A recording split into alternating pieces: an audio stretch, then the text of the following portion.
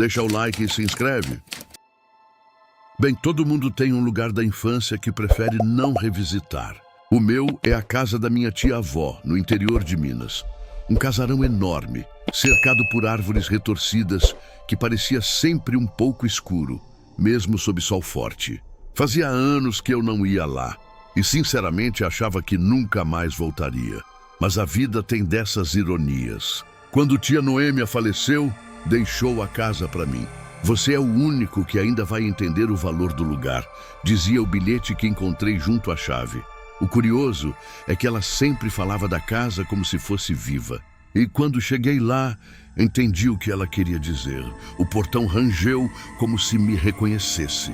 As janelas altas tinham cortinas gastas que se moviam com o vento.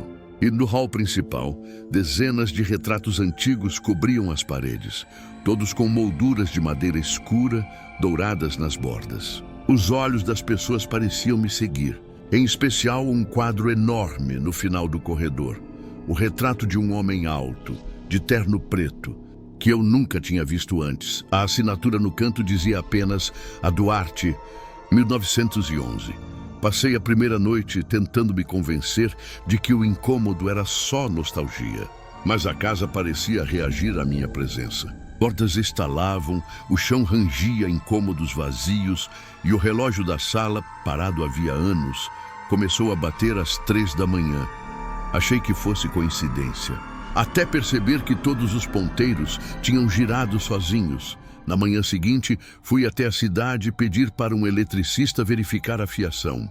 Enquanto esperava, conversei com o dono da padaria, um senhor de barba branca que me olhou com curiosidade. Você é da casa da dona Noêmia, não é? Confirmei, e ele fez um gesto estranho com a cabeça. Aquela casa sempre teve histórias. Dizem que o antigo dono era fotógrafo. Pensei nos retratos e o que aconteceu com ele. E perguntei. O homem baixou o tom de voz.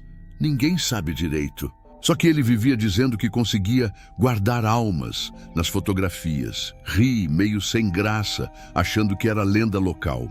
Mas à noite, quando voltei, percebi que algo estava diferente. Um dos retratos do corredor, o da moça de vestido claro, parecia ter mudado. Antes ela olhava para frente. Agora olhava levemente para o lado. Para mim, olhei fixamente por longos segundos, tentando encontrar explicação. Talvez fosse só a luz ou o reflexo das velas. Mas quando me aproximei, vi que o vidro estava frio. E o retrato, em vez de pintado, era uma fotografia, antiga mas nítida. Passei o dedo sobre a moldura e notei poeira acumulada, exceto por um pequeno espaço limpo, como se alguém tivesse tocado ali recentemente. Decidi dormir cedo, mas não consegui. O barulho do relógio batendo ecoava pelo corredor, mesmo depois de eu tirar as pilhas. E lá pelas 2h40, ouvi passos lentos vindo do andar de cima. Madeira rangendo, um passo por vez. Peguei uma lanterna e subi. A luz cortava a escuridão, revelando móveis cobertos por lençóis. O corredor cheirava a verniz antigo e mofo. Quando cheguei na última porta, um quarto que lembrava um estúdio, percebi algo curioso. O chão ao redor dela estava limpo, sem poeira. Girei a maçaneta. O quarto estava arrumado, diferente do resto da casa. Sobre uma mesa, havia uma câmera antiga, daquelas de tripé e caixa de madeira, coberta por um pano preto. E ao lado dela, uma pilha de fotos em preto e branco. Peguei uma delas. Era o mesmo homem do retrato grande do corredor. Mas atrás, escrito à mão, havia uma frase. O olhar é o que permanece. Ben, eu juro que senti um arrepio percorrer o corpo. De repente, o pano que cobria a câmera caiu sozinho. E o obturador se abriu com um estalo seco. Clique. Não havia ninguém lá além de mim. Apanhei a foto caída, coloquei tudo de volta e saí do quarto. Mas quando passei pelo corredor de retratos, vi algo impossível. No quadro grande, o homem agora sorria. Um sorriso discreto, mas nítido. No dia seguinte, resolvi dormir na sala, longe dos retratos. Mas o relógio voltou a bater sozinho no mesmo horário. E dessa vez, ouvi outra coisa. Um leve estalar, como se molduras estivessem se movendo. Acendi as luzes e vi. Alguns quadros estavam tortos. Endireitei um, depois outro. E quando cheguei ao último, o mais antigo, percebi algo novo. Uma sombra atrás do vidro. Mas não era reflexo. Era como se algo dentro do retrato tivesse se mexido. Fui para fora da casa e só voltei quando o sol nasceu. Mas mesmo à luz do dia, a sensação de estar sendo observado não passava. Decidi procurar mais sobre o tal A. Duarte. Na biblioteca da cidade, encontrei um registro de 1911. Antônio Duarte, fotógrafo conhecido por suas técnicas experimentais, sumiu misteriosamente após o desaparecimento de alguns moradores locais que haviam posado para ele. O mais estranho, o casarão onde eu estava hospedado era o antigo estúdio dele. Naquela noite, tentei ignorar tudo. Preparei um café forte e fiquei lendo na cozinha. Mas perto das 3 da manhã, ouvi o som da câmera disparando de novo. 1, 2, 3 vezes, corri até o andar de cima. O quarto do estúdio estava aberto. A câmera virada para a porta. E sobre a mesa, uma nova fotografia, ainda úmida. Ben era uma foto minha. De pé na escada, segurando a lanterna, exatamente como eu estivera na noite anterior. O coração disparou. Revirei o quarto procurando alguma explicação, mas a câmera estava desconectada, sem filme. Mesmo assim, ela havia me fotografado. Voltei para o corredor e olhei os retratos. O homem de terno agora estava de lado, como se observasse outra direção. E no canto inferior da moldura, uma nova sombra parecia surgir. Minha silhueta. Peguei as chaves, tranquei a casa e fui dormir num hotel da cidade. Mas mesmo de lá, senti algo estranho. No espelho do quarto, à meia luz, o reflexo parecia atrasar meio segundo em relação ao meu movimento. Como se outra imagem tentasse acompanhar, pensei em vender a casa. Mas parte de mim sentia que precisava entender o que ela queria mostrar. Voltei 2 dias depois, decidido a confrontar o que quer que fosse. Quando entrei, o silêncio era pesado. O relógio estava parado outra vez. E todos os retratos, todos, estavam virados de cabeça para baixo. Com um nó na garganta, subi até o estúdio. O pano preto cobria a câmera de novo e ao lado dela havia uma pilha maior de fotos. Peguei uma por uma. Rostos diferentes, de épocas diferentes. Alguns sorriam, outros olhavam fixamente para a lente. Mas todos tinham algo em comum. Os olhos pareciam vivos, como se estivessem me vendo. E no topo da pilha, uma última foto. O corredor da casa, vazio, mas com uma figura borrada ao fundo, parada exatamente onde eu estava. Ben, não sei explicar o que me fez fazer isso, mas sentei no banco, ajustei a câmera e mirei na parede oposta, como se quisesse registrar o vazio. Puxei o pano preto, respirei fundo e disparei o obturador. O clique ecoou como um trovão. Por um instante o ar pareceu vibrar. As cortinas balançaram, o relógio voltou a funcionar e o retrato grande no corredor caiu da parede. Corri para ver. O vidro quebrou, mas o retrato estava intacto. O homem de terno, porém, havia desaparecido da imagem. No lugar dele, apenas uma cadeira vazia. Desde então, a casa ficou em paz. O relógio não bateu mais. Os retratos permaneceram imóveis e o silêncio voltou a ser apenas silêncio. Mas 1 semana depois, recebi um envelope sem remetente. Dentro, uma única fotografia, o corredor da casa. E no fundo, o retrato do homem de terno, novamente pendurado, agora com algo diferente. Ele segurava uma câmera. E através da lente, um reflexo. O meu, guardei a foto, fechei a casa e nunca mais voltei. Mas às vezes, quando revejo fotos antigas no celular, uma delas pisca rápido demais, como se houvesse uma imagem sobreposta. E por um instante, vejo um fundo de parede antiga, com molduras douradas, e uma sombra alta segurando uma câmera, imóvel, me observando. Bem, eu nunca acreditei em fantasmas. Cresci ouvindo histórias da minha avó sobre almas que não partiram, mas sempre achei que fosse jeito de gente mais velha explicar o inexplicável. Até o dia em que eu fui morar naquela casa. Tudo começou quando precisei me mudar às pressas. O aluguel do meu antigo apartamento aumentou e um amigo me disse que uma casa no fim da Rua das Amendoeiras estava sendo alugada por um preço inacreditavelmente baixo. Fui ver no mesmo dia. Era uma casa simples, térrea, com varanda larga e janelas de madeira. O portão rangia quando se abria e o jardim estava tomado por mato alto. Mas o interior estava impecável. Móveis antigos, piso de taco brilhando, cortinas limpas. Parecia que alguém morava ali até pouco tempo. A dona, uma senhora chamada Dona Irene, me recebeu na varanda. Ela era miúda, de cabelos brancos presos num coque, e falava baixo, quase como quem tem medo de ser ouvido. O rapaz vai gostar daqui. A casa é tranquila, muito tranquila, disse, forçando um sorriso. Assinei o contrato sem pensar duas vezes. Mudei-me num sábado. Passei o dia limpando e organizando as coisas. À noite, sentei na varanda para descansar.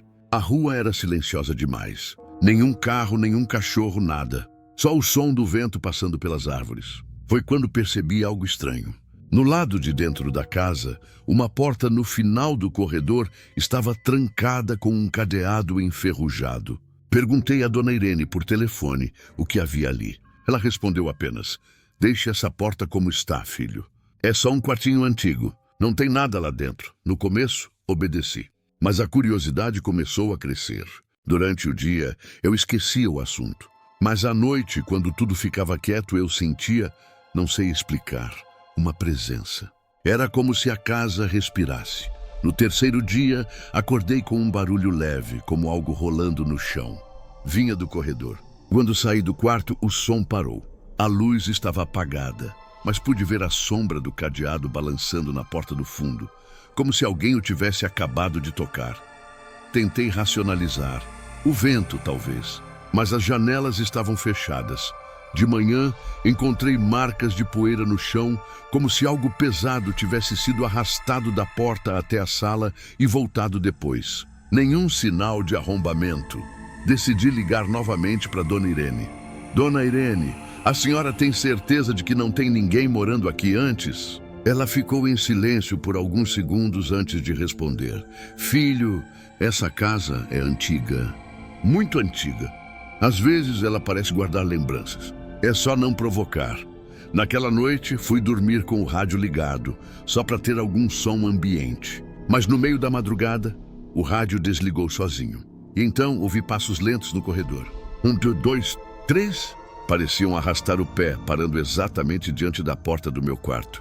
O silêncio depois foi pior que o som. Esperei um tempo antes de criar coragem para abrir. O corredor estava vazio, mas o cadeado da porta do fundo agora estava no chão. Tentei ignorar, dizendo a mim mesmo que o ferro enferrujado podia ter se soltado. Mas quando me aproximei, notei algo no ar. Um cheiro leve de vela queimada e um frio que não combinava com o calor daquela noite. Resolvi abrir a porta. O quarto era pequeno, com paredes descascadas e um armário antigo no canto.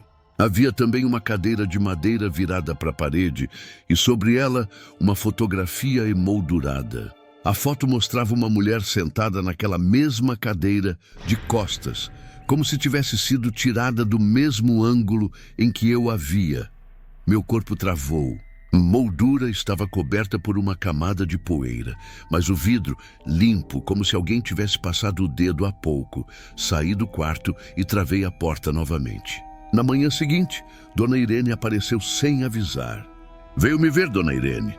Perguntei, tentando disfarçar o nervosismo. Ela apenas olhou para o fundo do corredor, onde ficava a tal porta, e suspirou. "O senhor abriu, não foi?" Fiquei sem saber o que dizer. Aquela mulher da foto, ela era minha irmã, contou com a voz embargada. "Morou aqui antes de mim. Nunca saiu." "Como assim nunca saiu?" Depois que o marido dela se foi, ela passou o resto da vida sentada naquela cadeira. Dizia que ele ainda vinha visitá-la. Ninguém acreditava. Até que um dia eu a encontrei ali, quieta, olhando para a parede. E nunca mais se levantou, engoli seco. "Desde então, eu tranquei o quarto", continuou ela. Mas às vezes, as lembranças dela voltam. "Essa casa guarda o que não devia." Ela me olhou nos olhos e completou: Se começar a ouvir alguém conversando, não responda. É só o eco do que já foi. Depois que ela foi embora, o clima na casa mudou. Parecia que tudo ficou mais pesado, mais denso. As lâmpadas piscavam e eu comecei a ter a sensação de que não estava mais sozinho. Certa noite, cheguei do trabalho e encontrei a cadeira da foto no meio da sala. Sim, a mesma cadeira que estava no quarto trancado. A porta estava aberta de novo e a foto sumida. Peguei o celular para tirar uma foto, mas a câmera travou. A tela ficou preta por um segundo e quando voltou, mostrava o reflexo da sala, com uma mulher sentada na cadeira de costas para mim. O celular caiu da minha mão. Quando olhei de novo, a cadeira estava vazia. Passei o resto da noite na varanda, sem coragem de entrar. De manhã, a cadeira tinha voltado para o quarto. Decidi sair dali. Liguei para Dona Irene e pedi para encerrar o contrato. Ela não pareceu surpresa. Eu entendo, filho. Poucos conseguem ficar muito tempo. Passei o dia empacotando as coisas. Mas quando fui fechar a última caixa, percebi que algo tinha sido colocado ali. A fotografia. A mesma. Só que agora a mulher não estava mais de costas. Ela estava virada para frente. E olhando direto para mim, Ben, saí correndo daquela casa. Devolvi a chave, entreguei tudo e nunca mais voltei. Mas às vezes, quando caminho por ruas mais silenciosas, sinto que alguém me observa de uma janela. E de vez em quando encontro nas minhas fotos, de lugares diferentes, momentos aleatórios, uma cadeira de madeira sempre ao fundo, vazia, esperando. Bem, preciso te contar uma coisa que venho guardando há anos. Nunca falei sobre isso com ninguém, porque sinceramente duvidei da minha própria sanidade por muito tempo. Mas depois de ouvir algumas histórias no teu canal, acho que talvez eu não tenha sido o único a passar por algo assim. Tudo começou quando eu herdei a casa da minha avó. Era uma casa antiga, construída nos anos 40, no alto de uma curva de estrada no interior de São Paulo. Por isso o pessoal chamava de Casa da Curva. Ficava isolada, cercada por árvores altas e um muro de pedra baixo. Desde pequeno eu adorava visitar aquele lugar. A casa tinha cheiro de madeira velha, café e jasmim, que minha avó plantava na frente. Mas depois que ela partiu, ninguém quis ficar com o imóvel. Os tios diziam que era longe, frio demais, e que a estrada não era segura. Eu estava passando por um momento difícil, desempregado, cansado da cidade, querendo um recomeço. Então decidi me mudar para lá por uns meses, enquanto resolvia minha vida. Cheguei em uma tarde chuvosa de agosto. A casa parecia menor do que eu lembrava, mas ainda imponente. As janelas estavam fechadas com tábuas e o portão enferrujado resistiu para abrir. Quando entrei, o ar estava parado, pesado de umidade, mas tudo estava quase intacto. As mobílias antigas, o retrato dela na parede, o relógio de pêndulo parado marcando 3:12. Era como se o tempo tivesse congelado desde a última vez que ela esteve ali. Nas primeiras noites, nada de estranho aconteceu. Eu limpava, arrumava e aos poucos o lugar foi voltando a ter vida. Mas uma coisa me incomodava. Toda noite, por volta das 3, eu acordava com o som do relógio da sala, tocando uma batida seca.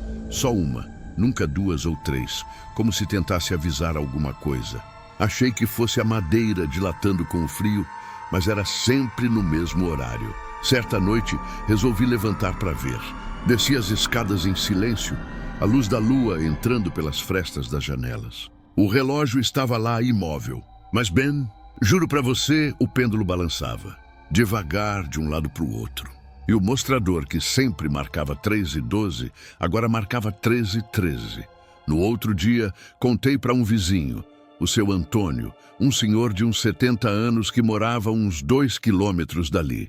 Ele me olhou sério e disse: "Essa casa não gosta de ficar sozinha, moço. Desde que a dona Lourdes se foi, sempre tem coisa que mexe ali." Ri, meio sem graça, mas ele não riu de volta. O senhor é parente dela, né? Neto! Ah, então talvez ela só queira companhia. Achei que era jeito de interior, superstição. Mas comecei a prestar mais atenção. Alguns dias depois, enquanto limpava o quarto dela, encontrei uma gaveta trancada no criado mudo. Peguei uma chave que estava pendurada atrás do retrato e consegui abrir. Dentro havia uma caixinha de música, daquelas de dar corda, e um envelope amarelecido. A caixa tocava uma melodia suave, triste. E dentro do envelope havia uma carta escrita com a caligrafia da minha avó. Se alguém encontrar isto, saiba, há algo nesta casa que não pertence só a nós. Ela guarda lembranças que não esquecem. Não quebre o silêncio da terceira badalada. A carta terminava aí. Naquela noite, fiquei pensando no que ela quis dizer com não quebrar o silêncio. Acordei às 3, já esperando o som do relógio. E ele veio. Uma única batida seca. Só que dessa vez, Ben, eu ouvi passos no andar de cima. Lentos, ritmados, como se alguém estivesse andando no corredor do quarto dela. Peguei coragem e subi. O corredor estava vazio, mas a porta do quarto estava entreaberta. E a caixa de música que eu tinha deixado na cômoda estava tocando sozinha. A mesma melodia da tarde. Fiquei paralisado, observando até a música parar sozinha, como se tivesse acabado a corda. No exato instante em que a última nota cessou, o pêndulo do relógio lá de baixo também parou. No dia seguinte, fui à cidade e comprei uma câmera pequena. Coloquei apontada para a sala para tentar gravar o relógio.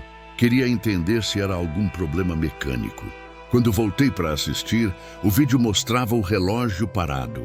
Mas às 3h12, o pêndulo começou a se mover. E bem, uma sombra atravessou o corredor refletida no vidro, alta, magra, parada atrás da moldura do retrato da minha avó. E quando o relógio bateu a única badalada, o retrato balançou levemente na parede. Não consegui dormir. No outro dia, pedi para o seu Antônio vir comigo à noite, só para ver se ele também via ou ouvia algo. Ele topou, mas com uma condição. Se o relógio tocar, não fala nada. Fica quieto. Às 3h12 o som veio. O pêndulo começou a se mover e a badalada soou. Seu Antônio, firme, fechou os olhos e ficou imóvel. Por instinto, eu ia perguntar se ele estava ouvindo, mas antes que eu abrisse a boca, ele fez um gesto para eu me calar. De repente, a caixa de música começou a tocar no andar de cima, sozinha. A melodia parecia mais alta, mais viva, como se ecoasse pela casa inteira. E em meio à música, ouvimos uma voz suave, quase como um sussurro, chamando Antônio. Ele arregalou os olhos e, sem pensar, respondeu Lourdes. No mesmo instante, o relógio parou e o silêncio tomou conta. Nem o vento passava mais. O seu Antônio respirou fundo, levantou-se e disse, eu sabia. Ela nunca descansou. Eu perguntei o que ele queria dizer. Ele contou com voz trêmula. Eu e sua avó éramos vizinhos desde jovens. Ela perdeu o marido de repente e desde então ficou muito sozinha. Às vezes eu vinha aqui para fazer companhia, consertar alguma coisa, conversar. No dia em que ela se foi, eu ainda estava na estrada vindo para cá. O relógio marcava 3h12 quando ela parou de responder o telefone. Ficamos em silêncio. A casa parecia ouvir junto. Depois daquela noite, nada mais aconteceu por uns dias. Mas na sexta, quando acordei, notei uma coisa nova. A foto dela na parede não estava mais torta. Alguém tinha ajeitado o quadro. E o relógio, que sempre parava em 3h12, agora marcava 3h13. Pensei em ir embora, mas algo me segurava. Uma espécie de saudade sem explicação. Então decidi fazer uma coisa diferente. Na noite seguinte, sentei na sala, dei corda na caixinha de música e deixei tocar. Olhei para o retrato e falei em voz alta com calma. Se ainda está aqui, pode descansar. A casa está bem, eu cuido dela. A melodia terminou e o relógio permaneceu em silêncio. Aquele foi o primeiro dia, desde que cheguei, em que não ouvi o sino tocar. Desde então, a casa ficou mais leve. A umidade foi embora. As madeiras pararam de ranger tanto e até os jasmins voltaram a florescer. O relógio nunca mais se mexeu. Mas às vezes, quando o vento passa forte pela curva, ouço um som suave, distante. Aquela mesma melodia de caixa de música quase imperceptível. E sempre que isso acontece, Ben, eu entendo que ela ainda está ali, não presa, mas presente. como quem vigia uma lembrança boa, não um arrependimento. Hoje, anos depois, a Casa da Curva é o meu lar. Recebo amigos, alunos e até curiosos que ouviram histórias sobre o lugar. Mas ninguém mais ouviu o relógio. Só o vento, o cheiro de jasmim e o leve eco de uma canção que de algum modo nunca terminou. Eu gosto de pensar que minha avó encontrou paz quando alguém finalmente ouviu o que ela tentava dizer. E talvez seja isso, Ben. Às vezes o que chamamos de assombração não é medo. É só uma memória tentando ser lembrada. Ben, preciso te contar algo que aconteceu comigo há alguns anos. Nunca falei disso com ninguém e até hoje não sei se acredito no que vi ou se foi a casa que me fez acreditar. Quando eu tinha 23 anos, me mudei para o interior de Minas, para uma cidadezinha chamada Santa Eulália. Eu havia conseguido um emprego numa escola estadual e a casa que aluguei ficava a poucos metros do centro, num casarão antigo, com muros altos e um jardim coberto de era. O dono era um senhor viúvo, que parecia mais aliviado do que contente em ter alguém morando lá novamente. O importante é não mexer no quarto azul, ele disse, entregando a chave. Está fechado há muito tempo. Achei estranho, claro, mas aceitei, pensando que talvez guardasse objetos antigos da família. Os primeiros dias foram tranquilos. A casa era fria, com janelas de madeira que batiam quando o vento passava, e o chão rangia a cada passo. À noite, o barulho das cigarras misturava-se ao som de folhas secas, tudo muito típico do interior. Mas na quarta noite, comecei a notar algo diferente. Sempre que eu passava pelo corredor, sentia um leve cheiro de lavanda vindo da porta trancada. Um aroma doce e antigo que contrastava com o mofo do resto da casa. E às vezes parecia que alguém se movia lá dentro. Um ruído sutil, como tecido sendo arrastado ou passos leves. Achei que fosse imaginação. Até que um dia, ao acordar, percebi algo impossível. A porta do quarto azul estava entreaberta. Olhei por dentro e vi que o cômodo era exatamente como o nome dizia. Tudo em tons de azul. As cortinas, os móveis, até o tapete. No centro, um espelho oval enorme com moldura prateada, coberto por um lençol. E no canto, uma penteadeira antiga com pequenos frascos de perfume. O ar ali dentro era frio, diferente do resto da casa, e o cheiro de lavanda era mais forte. Por impulso, puxei o lençol que cobria o espelho. O vidro estava impecável, mesmo depois de tantos anos. Mas o reflexo parecia mais escuro do que deveria.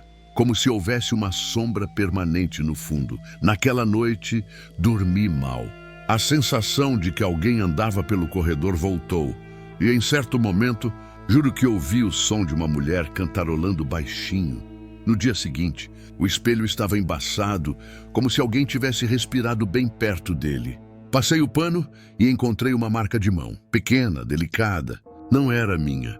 Ben, eu pensei seriamente em ir embora naquele momento. Mas a curiosidade foi mais forte.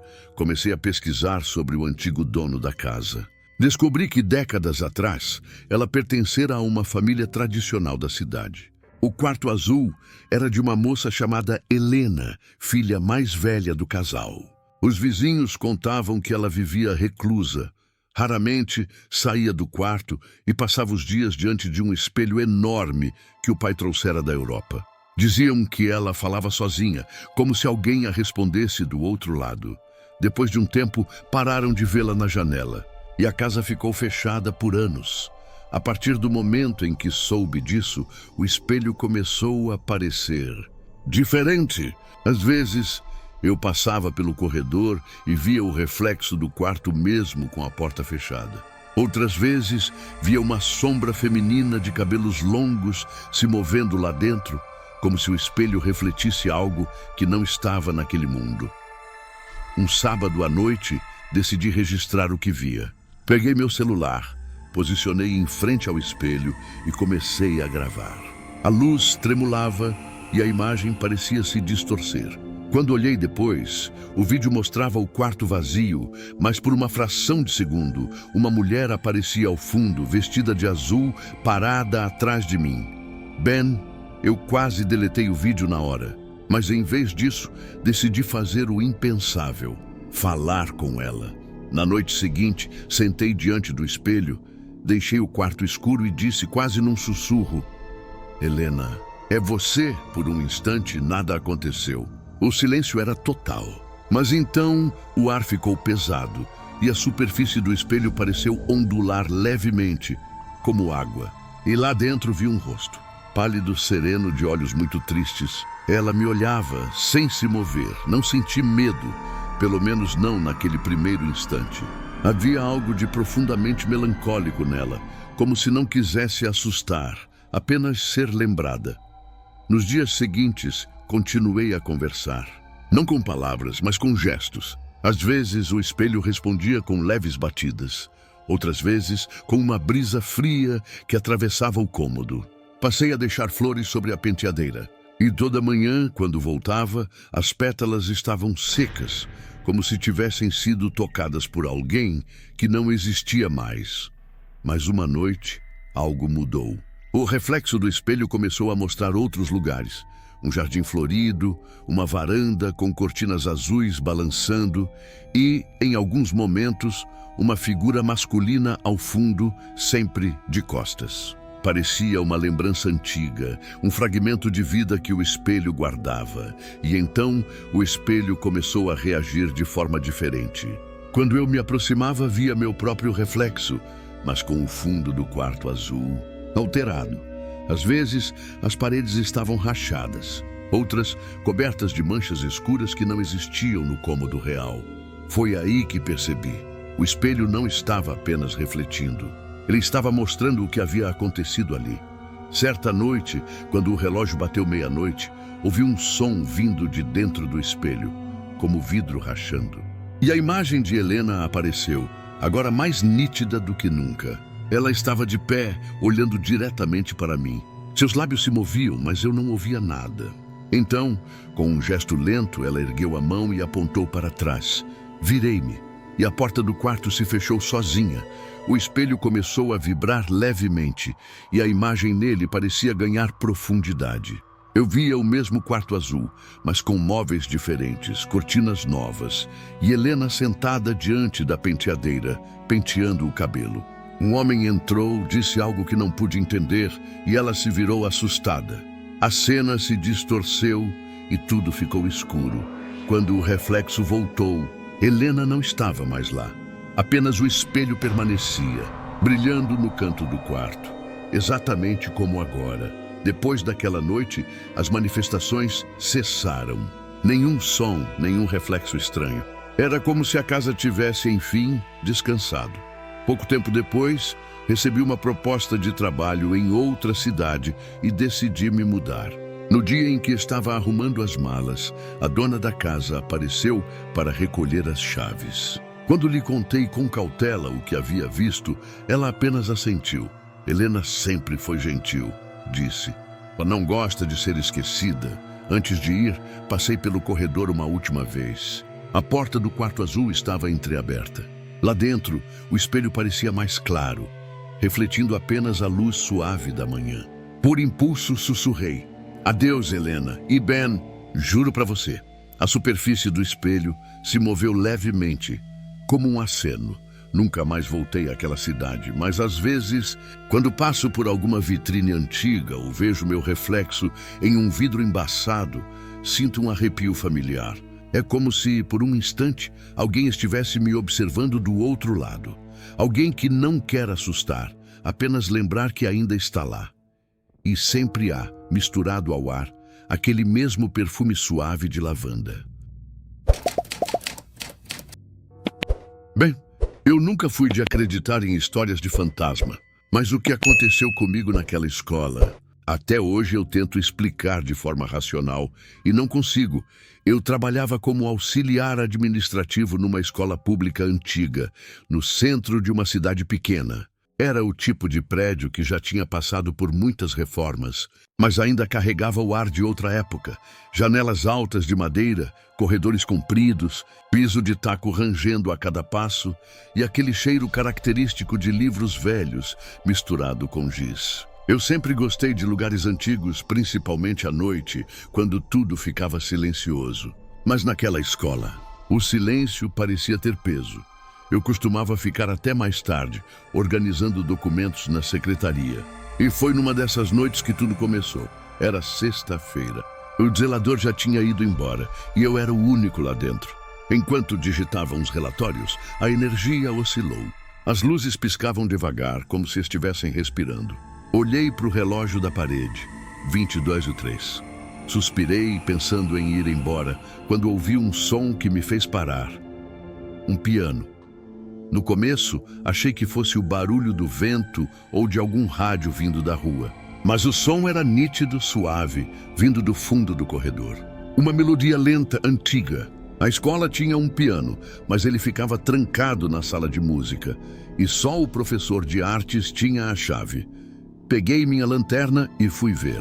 As luzes do corredor estavam apagadas e o som do piano ecoava entre as paredes, cheio de eco, como se alguém estivesse realmente tocando.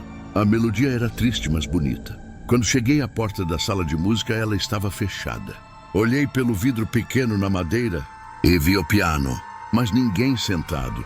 O som parou de repente e o silêncio voltou, pesado. Senti um arrepio, mas não de medo, de curiosidade. Girei a maçaneta. A porta estava destrancada. Entrei. O piano estava coberto de poeira. As teclas amarelas, algumas quebradas, mas o banco ainda estava um pouco afastado, como se alguém tivesse acabado de se levantar. Parei por um instante, ouvindo meu próprio coração bater. Então vi algo que me gelou, uma partitura aberta sobre o piano, com o título Valsa das Sete Vozes. Nunca tinha ouvido falar nessa música, mas o papel era antigo, quase transparente de tão gasto. E as notas estavam escritas à mão, com uma caligrafia delicada. Peguei o celular e tirei uma foto. Na tela, a imagem apareceu distorcida, como se o foco não conseguisse se fixar no papel. Achei estranho, mas deixei para lá. Antes de sair, fechei a tampa do piano. E foi nesse exato momento que ouvi um sussurro, bem baixo, vindo de dentro da sala. Uma voz feminina, suave, que dizia: "Ainda não terminou?" Fiquei parado, tentando entender se tinha ouvido direito. O eco do som se espalhou pelo corredor e depois silêncio total. Saí rápido, apaguei as luzes e tranquei a porta. Mas quando olhei para trás, pelo vidro da porta, vi algo refletido. O banco do piano estava de novo puxado para fora. Na manhã seguinte, contei o que aconteceu para o professor de artes. Ele sorriu, meio sem graça, e disse: "Ah, você deve ter conhecido a menina da valsa. Achei que fosse brincadeira." Mas ele explicou. Nos anos 50, a escola era um conservatório de música. Uma aluna, chamada Clarice Montenegro, era considerada prodígio no piano. Diziam que ela tocava sempre a mesma melodia. Uma valsa que compôs sozinha e nunca terminou. Certo dia, durante uma apresentação, ela desmaiou no palco e...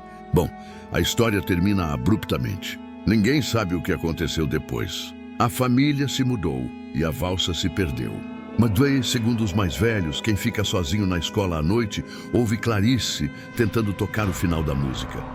Ben, eu ri, mas lá no fundo, algo me incomodava. Principalmente porque a partitura que vi tinha o mesmo nome, Valsa das Sete Vozes. Na semana seguinte, voltei a trabalhar até mais tarde. E como se o destino estivesse me testando, o som do piano voltou. Dessa vez a melodia era mais forte, mais nítida. Segui o som de novo, mas quando cheguei à sala de música, a porta estava trancada. Olhei pelo vidro e lá dentro o piano estava sendo tocado. As teclas se moviam sozinhas, sem ninguém por perto.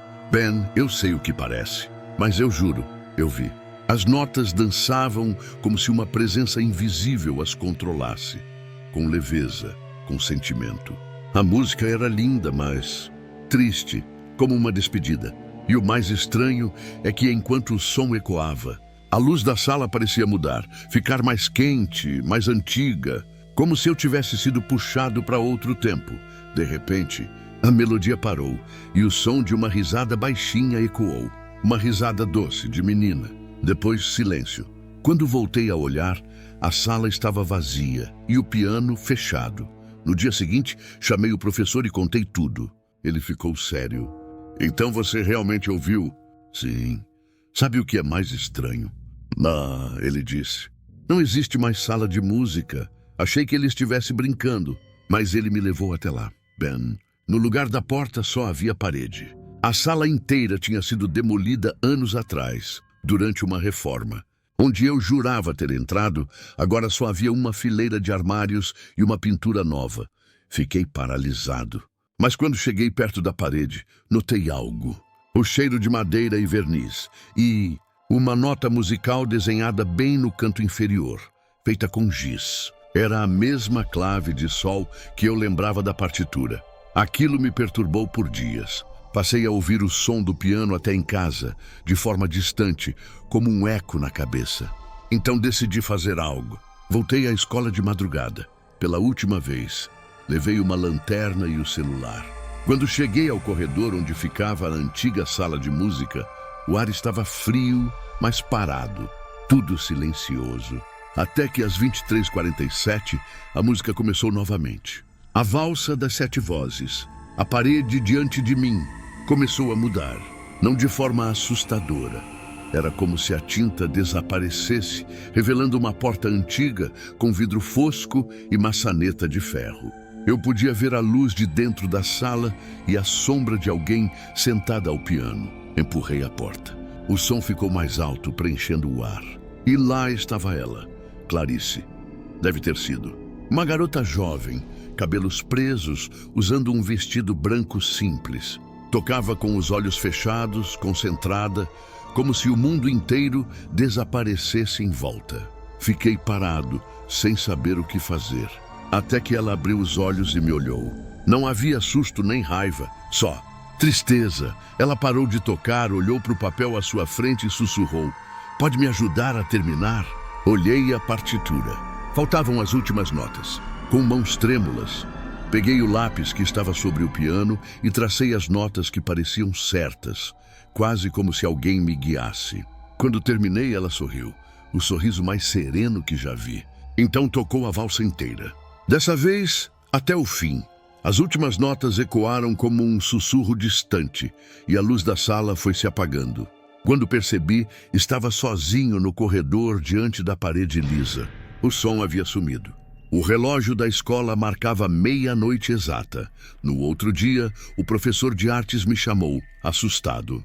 Disse que, ao abrir o almoxarifado, o lugar onde ficava a antiga sala, encontrou uma folha de papel sobre uma caixa.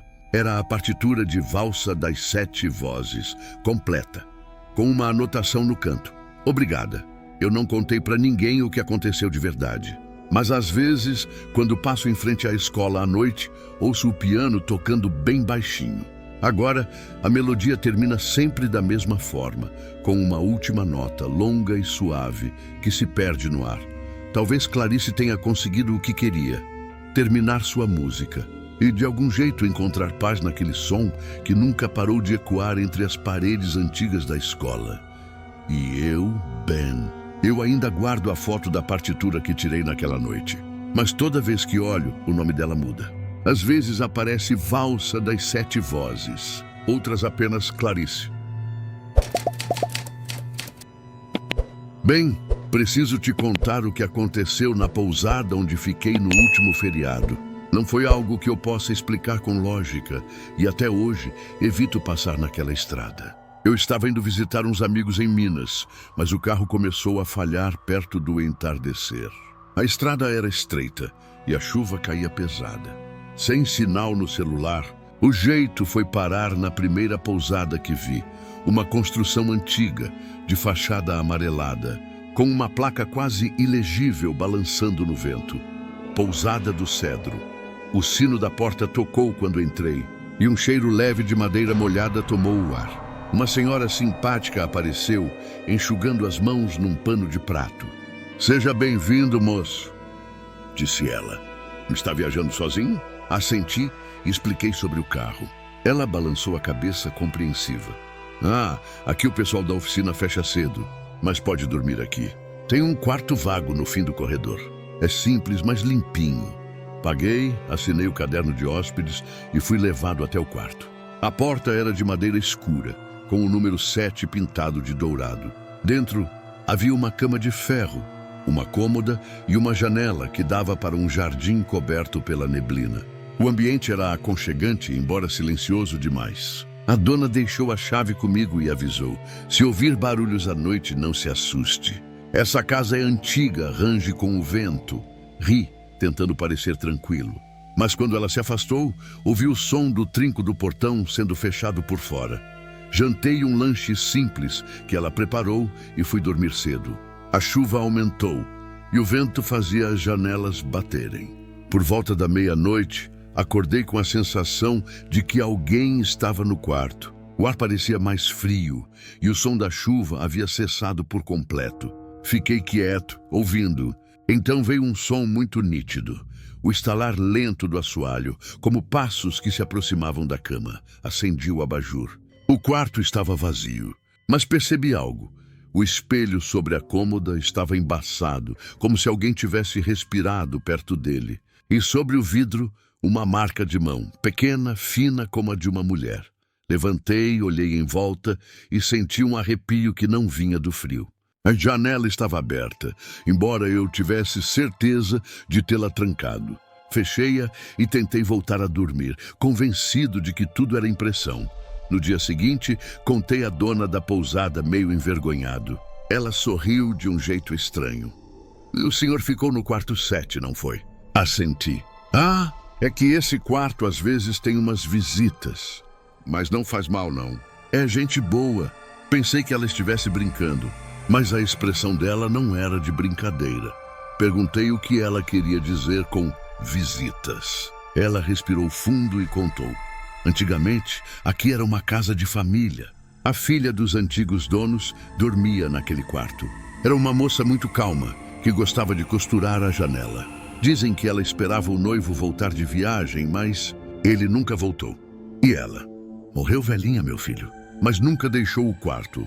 Senti um incômodo, como se o ar tivesse ficado mais pesado. Agradeci.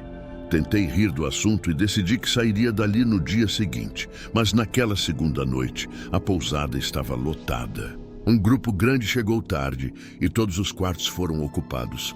A dona me pediu gentilmente: moço, posso trocar o senhor de quarto só hoje? Aceitei, aliviado por mudar de ambiente. Fiquei no quarto 3, mais próximo da recepção. Mais perto das 2 da manhã, ouvi alguém bater de leve à porta. Quando abri, o corredor estava vazio. No chão, havia um lenço branco dobrado com cuidado, igual ao que vi na foto antiga que pendurava no hall, onde aparecia a moça de vestido claro sentada à janela. Voltei ao quarto e deixei o lenço sobre a cômoda. Quando apaguei a luz, ouvi um som suave vindo do corredor, como passos descalços indo em direção ao quarto 7, Ben. Juro que eu tentei ignorar. Mas havia algo naquela pousada que me chamava, como se a casa inteira me pedisse para ver. Peguei a lanterna do celular e fui até o corredor. As lâmpadas de teto piscavam e o ar estava gelado. A porta do quarto 7, que antes ficava sempre trancada, estava entreaberta. De dentro vinha uma luz branda, dourada como de uma vela. Empurrei a porta devagar. O quarto estava igual, exceto por uma coisa: a cadeira junto à janela. Nela, uma silhueta feminina imóvel, com o rosto voltado para o jardim. O tecido claro do vestido parecia se mover levemente, como se o vento passasse por dentro dele. Fiquei paralisado. Não sentia medo, mas um tipo estranho de tristeza. Então, Ben, a mulher virou o rosto. Seu olhar era sereno, mas vazio, distante.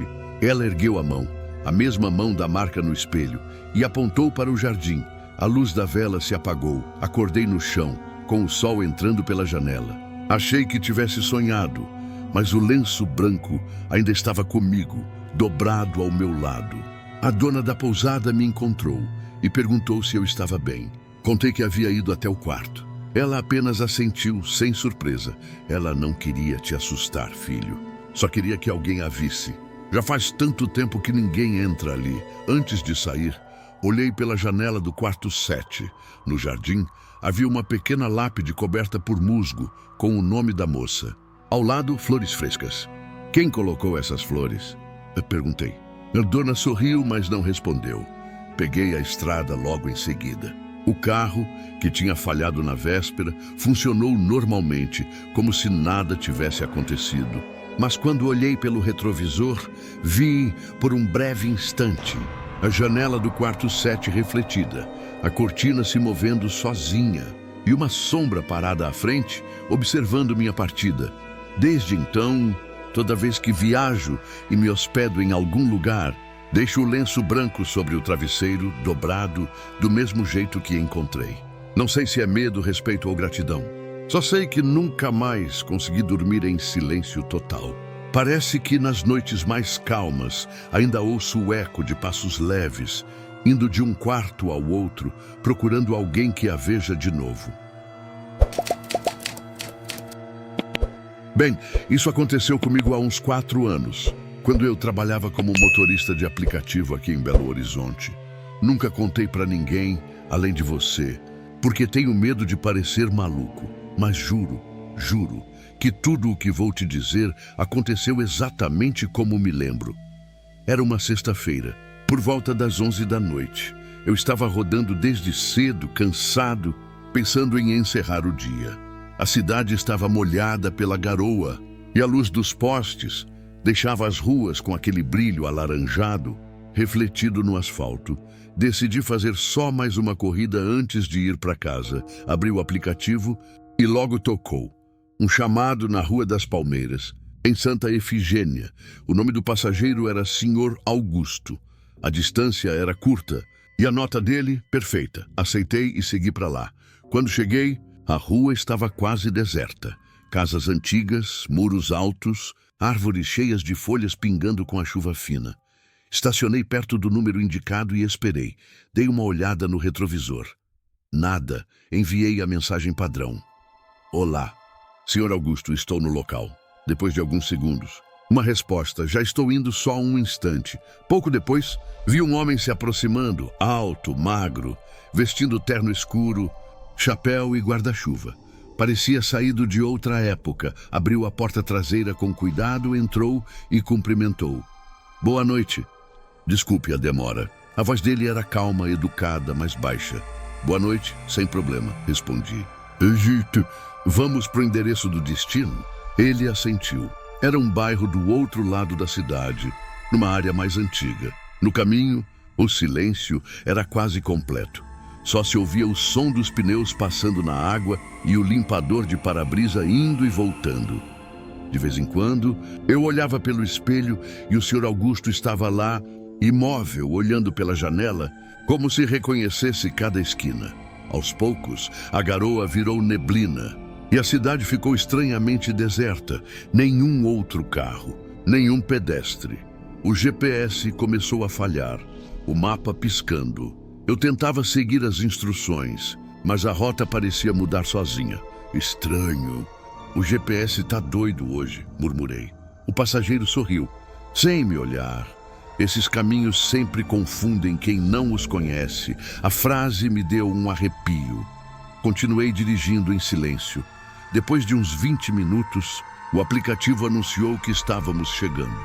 A localização era uma rua estreita, sem saída, ladeada por casarões antigos. Parecia um lugar esquecido no tempo. Parei o carro diante de um portão de ferro. O número do endereço batia. Chegamos. Senhor, disse, girando o corpo para trás. Mas o banco estava vazio. Fiquei paralisado por alguns segundos, olhando incrédulo. A porta traseira ainda estava fechada e o assento, seco, nenhum vestígio de que alguém estivera ali. Olhei para o celular. O aplicativo marcava a corrida como em andamento. Tentei encerrar, mas a tela travou. Então ouvi algo, um som muito leve, vindo de fora. O rangido do portão de ferro se abrindo devagar. Não havia vento, não havia ninguém. E, mesmo assim, ele se abriu. A coragem me abandonou. Engatei a marcha e fui embora. Só parei algumas quadras depois, em frente a um posto de gasolina iluminado. Respirei fundo, fechei o aplicativo e fiquei ali um tempo, tentando entender o que tinha acontecido. Quando finalmente olhei de novo para o celular, a corrida estava encerrada. Mas não fui eu quem encerrou. E no histórico, o endereço final era o mesmo de onde eu o peguei, Rua das Palmeiras. Fiquei confuso, abri o Google Maps e digitei o endereço para onde eu achei que o tinha levado. Para minha surpresa, aquela rua simplesmente não existia no mapa. Voltei para casa assustado, tentando me convencer de que era só uma falha do aplicativo ou algum passageiro que desceu sem eu perceber. Mas no dia seguinte, algo me fez voltar lá. Era como se eu precisasse confirmar. De dia, o lugar parecia completamente diferente. A Rua das Palmeiras era movimentada, cheia de carros e gente. Parei o carro onde havia pegado o Sr. Augusto na noite anterior. No ponto exato, havia um terreno baldio, cercado por tapumes. Um senhor varria a calçada em frente. Parei o carro e perguntei: "O senhor conhece alguém chamado Augusto que mora por aqui?" Ele me olhou pensativo e respondeu: "Augusto? Conheci um, sim. O dono da casa que ficava aí nesse terreno." "Ah, então é isso, ele devia..." "Mas essa casa foi demolida faz mais de 30 anos, moço." Meu corpo inteiro gelou. 30 anos? É, o tal Augusto morava sozinho. Dizem que morreu sentado na varanda num dia de chuva, esperando um táxi que nunca chegou. Ben, eu fiquei sem voz, agradeci o homem e fui embora. Mas algo dentro de mim não me deixava em paz. Eu lembrava do modo como o senhor Augusto segurava o guarda-chuva, do jeito como olhava as ruas, como se as reconhecesse, talvez porque fossem as mesmas de quando ele ainda vivia. Decidi verificar o recibo da corrida no histórico do aplicativo para ter certeza de que aquilo tinha mesmo acontecido. E lá estava: corrida do dia 14. Passageiro Sr. Augusto, valor R$0, sem rota traçada, sem horário de chegada. Naquela noite, prometi a mim mesmo que nunca mais ia rodar até tão tarde. Mas, algumas semanas depois, o inesperado aconteceu. Era novamente uma sexta-feira e a chuva voltava a cair. Sem pensar, aceitei mais uma corrida. Quando olhei o nome do passageiro, senti o coração disparar. Na tela, aparecia Sr. Augusto, Rua das Palmeiras. Pensei que fosse uma coincidência ou de um bug e recusei, mas o aplicativo tocou de novo. O mesmo nome, o mesmo ponto. Recusei outra vez. Na terceira vez, a notificação apareceu sem som, apenas o nome piscando no canto da tela, como se alguém soubesse que eu estava vendo.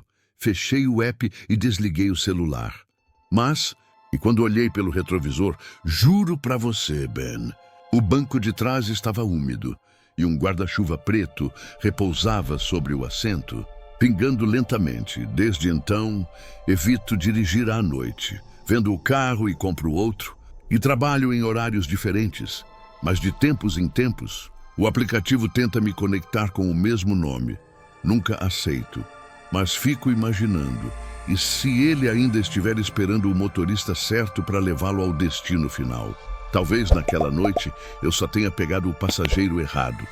Ou talvez, Ben, eu tenha sido o motorista que ele esperava há 30 anos.